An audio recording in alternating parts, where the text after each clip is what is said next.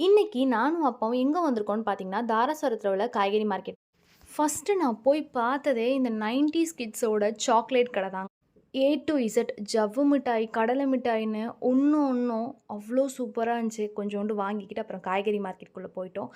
காய்கறியும் அழகா இருந்துச்சு. எனக்கு கண்ணுக்கு குளிர்ச்சியா பார்க்க கலர் கலரா இருக்கும். சூப்பரா இருந்துச்சு. கொஞ்ச நேரம் காய்கறி எல்லாமே வாங்கிட்டு, மாங்காய், தேங்காய் எல்லாமே காசு கம்மியா வித்துட்டு இருந்துச்சு.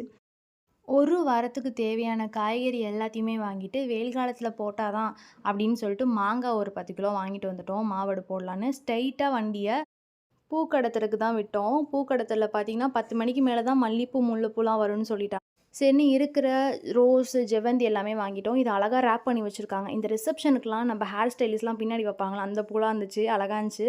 அப்புறம் வர வழியில நாங்க காலைல சாப்பிடவே இல்லன்னு சொல்லிட்டு, ஜில்லுன்னு 2 பேரும் கரும்பு ஜூஸ் குடிச்சிட்டு ஜாலியா பின்னாடி உட்காந்து மேல பார்த்துக்கிட்டே வந்தேன். ஏன்னா, ஹோல் ட்ராவலிங்லயே ரொம்ப புடிச்ச பிளேஸ். கும்பகோணம் டூ திருவாரூர் சைட்ல பார்த்தீங்கன்னா, இந்த பிளேஸ் தான் வெயிலுக்கு சூப்பரா இருக்கும்.